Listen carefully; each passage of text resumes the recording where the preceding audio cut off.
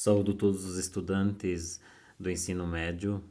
Nós estamos dando continuidade às nossas aulas de filosofia do ensino médio. Eu sou o professor Leonei Ramos de Souza, estou acompanhando vocês neste período. Vamos para a nossa aula 4, acompanhemos com muita atenção.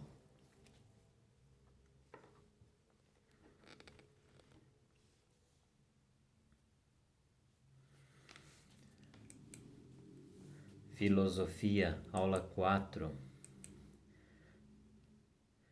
O que é filosofia?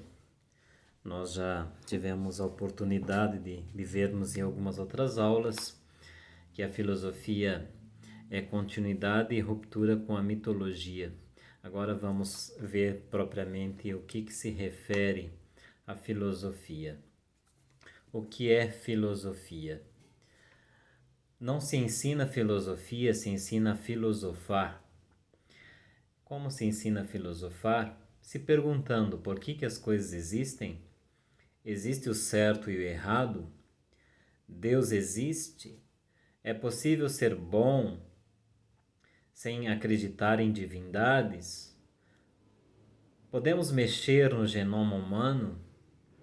Nossas crenças são bem fundadas? Quais os fundamentos da política? A natureza pode ser entendida? O que podemos saber com certeza? Que habilidades a filosofia pode me dar? Bom, ela pode te ajudar a elaborar raciocínios e argumentos com clareza e lógica, a discutir problemas filosoficamente, problemas existenciais da existência humana, fundamentar seus argumentos com critérios científicos e não do achismo ou fundado em superstições. Minha conduta é fundada na moral e ética ou sigo o que a maioria das pessoas fazem? Sei dialogar sem esgrimir ou duelar? Esgrima é aquela arte de duelo de espadas. Respeito as ideias dos outros quando percebo que há razões suficientes para isso? Percebo ambiguidades em opiniões, as forças e fraquezas, oposições e contradições nos argumentos?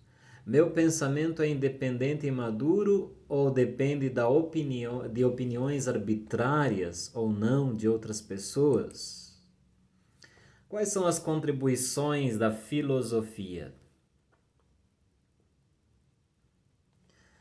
Saber o que é justo e não fazê-lo é a pior das covardias, disse Confúcio.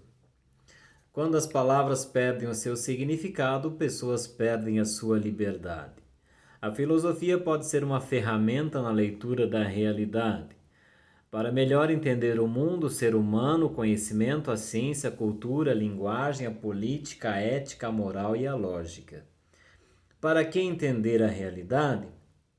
Sou eu mais as minhas circunstâncias, afirmou Ortega y Gasset. Ler a realidade é também ler o ser humano como ser de possibilidades a ser construído. Até onde podemos conhecer a realidade? Quais seriam os limites do conhecimento humano? Aceito um argumento lógico ou acredito que minhas crenças culturais e religiosas são mais importantes? História da filosofia. Nós temos ali um filósofo olhando para fora da redoma, vendo quanto é grande o mundo. Os orientais nos ensinaram a iluminação sem auxílio de divindades. Os ocidentais usaram as explicações sobrenaturais a partir da mitologia e, em seguida, explicações racionais com os primeiros filósofos. Os medievais usaram o método filoteológico fundado na contemplação e não na reflexão. Os modernos usaram o método matemático experimental, oscilando entre o materialismo, o idealismo e o existencialismo. Todos nós fazemos filosofia? Sim, quando saímos do automático e nos perguntamos o que é a vida e o universo? Somos por natureza curiosos e perguntamos qual é o nosso lugar no mundo? Só divagamos ou pensamos racionalmente? Analisemos. A filosofia não tem todas as respostas, mas tem as melhores. Sou capaz de discordar e de criticar de ideias para chegar a visões novas e diferentes?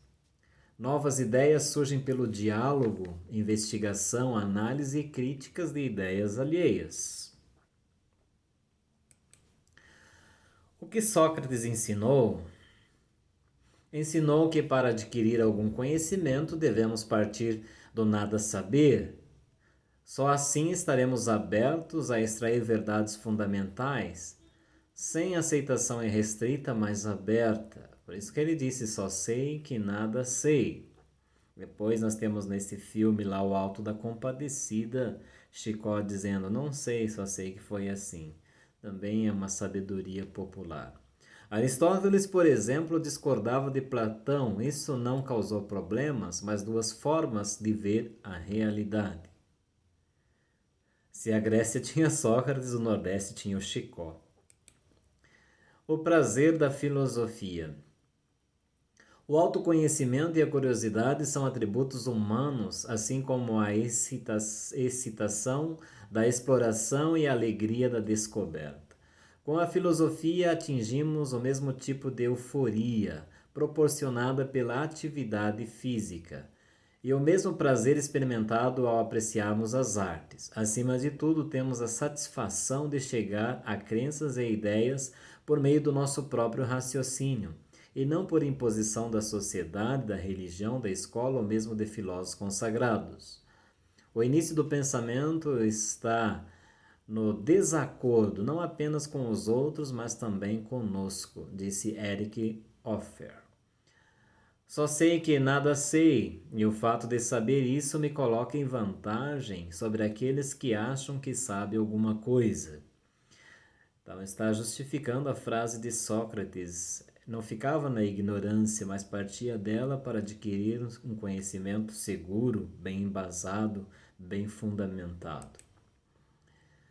Nossa introdução à filosofia. Nós sabemos que o nosso cérebro tem dois lados. Um lado é mais imaginação, fantasia, alegria, cores, e outro lado é mais racional, matemático, lógico. Como vimos nas primeiras aulas de filosofia, as primeiras sociedades encontravam suas respostas na religião. As ações dos deuses explicavam o funcionamento do universo e ofereciam uma estrutura para as civilizações humanas. Porém, os primeiros filósofos acreditaram, por bem, encontrar uma resposta fundada na razão natural e não mais sobrenatural.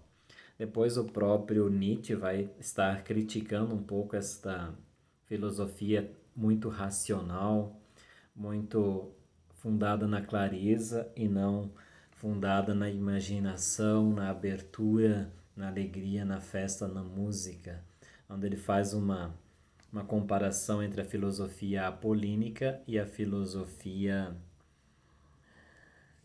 dionisíaca.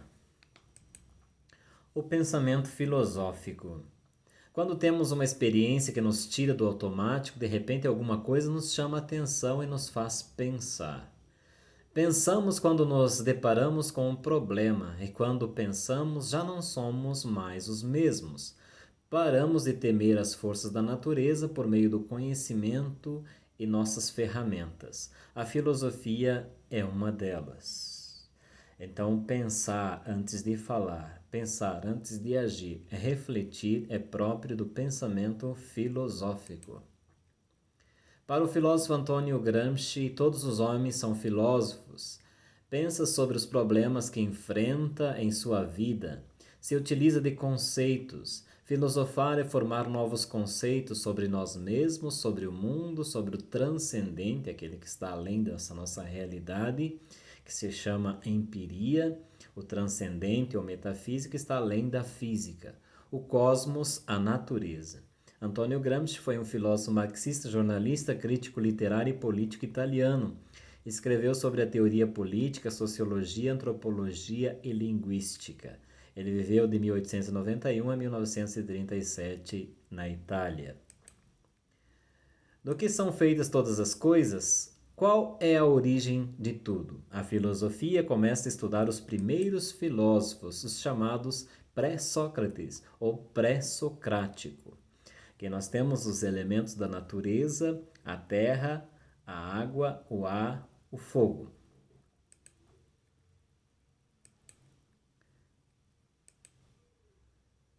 Aqui temos a coruja espreitando com os seus olhos na admiração de todas as coisas.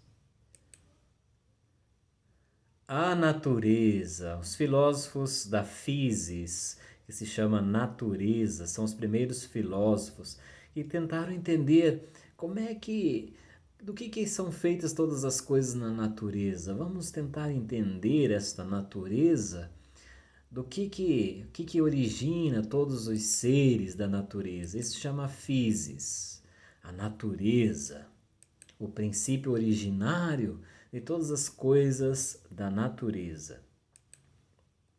Physis, por isso que vocês estudam física, que é tentar entender um pouco as leis da natureza, a questão da velocidade, do tempo, do espaço e assim por diante. É a nossa bela natureza. Do que será que são feitas todas as coisas? De água? Ou então de fogo?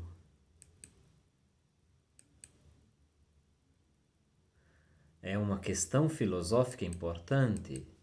Ou será que é de ar, que move moinhos? O ar que também foi chamado antigamente de éter. Esta força da natureza, onde os filósofos vão dizer, puxa, quando eu junto os lábios, sopro quente. Quando abro a boca, ou melhor, quente. Quando eu junto os lábios, frio. Então o ar seria uma das fontes da vida? Ou seria a Terra, nosso planeta azul? Aí um vulcão onde seria o sentido da vida. Pensamento pré-socrático, filosofia. No século VI a.C., a atual Grécia estava constituída por diferentes polis, Mileto, Esparta, Atenas. Como origem da filosofia, deve-se a diversos fatores, o comércio ou a liberdade religiosa. O comércio, o primeiro alfabeto grego, que se tornou escrito, as moedas, as leis, a navegação, o contato com as outras culturas permitiu o intercâmbio de ideias. Ou então a reflexão, a razão, a explicação natural. Por não haver monopólio religioso, existia a tolerância, o respeito às opiniões e os questionamentos. É a divisão da sociedade na polis, na cidade. Aqui nós temos um mapa da Grécia Antiga, onde que aparecem aqui em amarelo os pré-socráticos, a época clássica dos três clássicos, Platão, Sócrates e Aristóteles, e a época helenística, onde nós temos outros filósofos que depois estudaremos em seguida. Os filósofos helenos foram aqueles que refletiram sobre a origem do conhecimento e da verdade. Os pré-socráticos, nós temos a escola itálica e a escola jônica. Na itálica temos Pitágoras, Parmênides, Zenão e Melisso de Samos. Na escola jônica temos Tales, Anaximandro, Anaxímenes, Xenófanes, Heráclito, entre outros. Não precisamos estudar todos esses, mas alguns deles foram muito importantes para nós, esses filósofos do Logos da natureza, chamados pré-socráticos. Eles estudaram o que? A cosmologia, a explicação do mundo de maneira racional, o princípio original. Da physis, nós temos aqui Tales, tudo é água, Anaxímenes, substância básica, Anaximandro, tudo é ápero, um infinito indeterminado, e a questão ontológica da origem dos seres, Heráclito, Parmênides, Empédocles, Leucipo e Demócrito. Então, uma visão aqui dos pré-socráticos que nós estudamos em filosofia como pré-Sócrates, pré-socráticos. Aqui temos os pré-socráticos, está aqui no centro a palavra cosmologia, explicação natural e não sobrenatural da realidade. Nós temos aqui os filósofos, alguns filósofos pré-socráticos e o elemento que cada um fala, que é a origem de todas as coisas, que eles deram o nome de uma palavrinha grega chamada arqué. Qual é a arqué? Qual é a origem de todas as coisas que existem? Para Tales, a água, Anaximandro, o ápiron, o indeterminado, para Anaxímenes, o ar, para Heráclito, o fogo, para Xenófanes, a terra, para Parmênides, o ser, para Zenão, o estático, para Pitágoras, a matemática, Filolau, números e matemática também. E temos os pluralistas ali, Empédocles, Leucipo e Demócrito. Empédocles, 4 elementos, Leucipo, átomos e Demócrito, átomos. Por que está escrito pluralistas ali e lá monistas? Monistas, um elemento, tudo é composto de um elemento.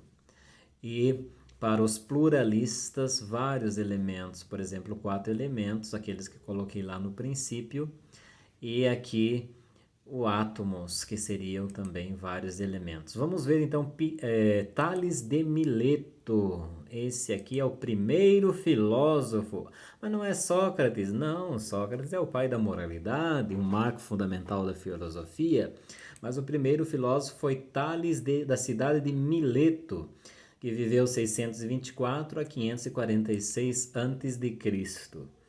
Por que ele foi o primeiro filósofo? Porque ele disse que tudo é composto de água e ele ficou rico porque ele adivinhou que ia haver uma grande colheita, não por adivinhações dos deuses, mas por entender de tempo, e também previu um eclipse. Então ele era o primeiro cientista, o primeiro filósofo, e ele disse, bom, tudo que seca morre, tudo que tem água tem vida. No nosso corpo humano é composto a maioria de água, um bebezinho quando nasce também tem muita água. Então dizer que a água é a arqué, o princípio de todas as coisas, seria uma coisa brilhante, porque realmente a água é fonte de vida. Tudo é composto de água. Pela observação se pode deduzir que condições específicas de tempo e não súplica dos deuses levam a uma boa colheita. Então esse é o nosso primeiro filósofo, Tales de Mileto. Qual é o nosso outro filósofo aqui? Anaximandro, também de Mileto, também é filósofo. Escreveu um livro intitulado Sobre a Natureza, contudo esta obra se perdeu. Anaximandro aponta que a possível origem para o universo seria um elemento infinito, indefinível e imortal que ele chamou de Apeiron. Tentei representar o Apeiron ali, né? Mas essa é uma representação porque ele acaba dizendo que é indefinível, como é que a gente vai definir? Por isso está em movimento esse GIF, mostrando o elemento de Anaximandro, filósofo também aí da escola de Mileto. Nome grego, né? Difícil. O próximo filósofo é Anaxímenes, também de Mileto. Ele também propôs como origem de tudo.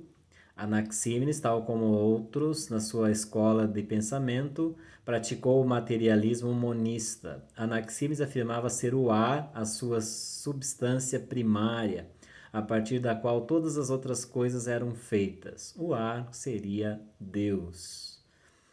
Bom, muitos falam que Deus é o tempo, Deus é o ar, Deus é tanta coisa. E as religiões falam e querem falar muito mais com seus livros ditos sagrados. Bom, acredite quem quiser, por sua própria conta e risco.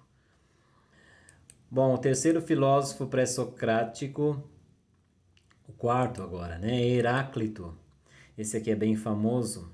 Ninguém entra em um mesmo rio uma segunda vez, pois quando isso acontece já não é o mesmo, assim como as águas que já serão outras. Ele é o pai da dialética. Tudo que existe está em permanente mudança ou transformação. Conceito denominado devir, tornar-se a vir a ser. Sujeitos ao logos, razão ou lei. O fogo Da luta dos contrários é que nasce a harmonia.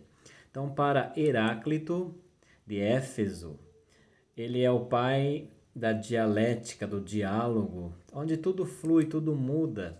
Se tudo muda, não há verdades permanentes. E aí ele coloca em risco a questão do conhecimento e da verdade, porque se tudo muda, como é que eu posso afirmar que existem verdades permanentes?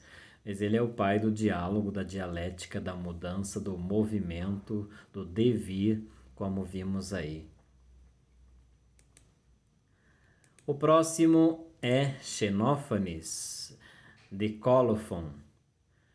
Foi um filósofo grego nascido na cidade de Cólofon, na Jônia. Cedo deixou sua cidade para levar a vida errante na qualidade de rapsodo, poeta. Acredita-se que tenha passado algum tempo na Sicília e também em Eleia. Segundo a tradição, Xenófanes teria sido mestre de Parmênides de Eleia contra o antropomorfismo. O que é antropomorfismo? É dizer que Deus tem uma qualidade humana. Isso é antropomorfismo. Está aí a partícula de Xenófanes, filósofo de Cólofon. O próximo filósofo também é muito famoso, Parmênides. O ser é e o não ser não é. Ele é considerado o pai da metafísica. Ele é de Eleia. Escreveu um poema sobre a natureza, onde explica sobre dois caminhos, o caminho da opinião e o caminho da verdade. O caminho da opinião doxa leva ao engano, e o caminho da verdade elétea é conduzido pelo pensamento lógico fundamentado na razão. Bom, ele é considerado o pai da metafísica por dizer que existem verdades perenes, absolutas, eternas. E assim sendo, ele se tornou o pai da metafísica, das coisas além da física, as coisas perenes. Ele também é considerado o pai da lógica, se a lógica nasceu e foi desenvolvida por Aristóteles, mas o pai também da lógica, com os princípios da lógica, nós vamos ver em seguida, nos nossos estudos de filosofia, foi Parmênides de Eleia. O próximo filósofo pré-Sócrates que temos aqui é Zenão de Eleia. Ele criou o paradoxo da tartaruga de Aquiles. A tartaruga começa a se mover antes de Aquiles, que obviamente vai alcançá-la. Será? Segundo o paradoxo de Zenão, Aquiles não consegue alcançar a tartaruga. Mas por que não consegue? Qual é desse paradoxo aí de Zenão? Porque ele calcula o tempo matematicamente como soma de partes. Se soma de partes, claro, ele não vai conseguir, porque se ele der uma vantagem para a tartaruga, enquanto ela faz aquela, ele tem que fazer aquela mais a outra que a tartaruga fez, e assim ela ganha. Porém, a gente sabe que isso na verdade não acontece, o tempo não pode ser calculado assim matematicamente. Defendeu de modo apaixonado a filosofia do mestre Parmênides. Seu método consistia na elaboração de paradoxos. Como Deus é em toda parte igual, possui ele a forma esférica, pois tudo é aqui assim, em outra parte de outro modo, mas em toda parte igual, tudo está parado. O movimento seria ilusão para Zenão de Eleia. Vejam bem que tem outro Zenão, depois que vamos ver mais tarde na filosofia, o Zenão de Sício ou Sítio. Esse é o Zenão de Eleia com seu paradoxo de Aquiles e a tartaruga, onde, segundo ele, Aquiles não consegue ganhar de uma tartaruga, mesmo dando uma vantagem para ela. Nosso filósofo aí. Esse aqui é famoso, é o nosso Pitágoras de Samos. Tudo para ele é número. O número é o regente das formas e ideias. O teorema era tão verdadeiro que era considerado uma revelação divina.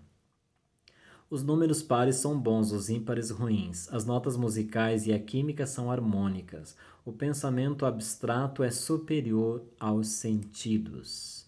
Pitágoras de Samos, famoso pelo seu teorema de Pitágoras, onde a soma dos catetos ao quadrado dá a hipotenusa. Vocês sabem isso da matemática, não preciso ensinar matemática para vocês. Mas vos pergunto filosoficamente, me diga uma coisa que não tenha números. Tudo tem números. Filolau de Crotona foi um filósofo pré-socrático pitagórico. Tradicionalmente se aceita que este filósofo tenha escrito um livro em que expunha a doutrina pitagórica. Bom, a doutrina pitagórica se tornou realmente algo religioso, acreditar na numerologia e assim por diante, matemático. Aqui nós estamos vendo os números. Por que os números têm esse formato? Por causa dos ângulos. Se formos fazer corretamente todos os ângulos certinho, a gente não erra a matemática.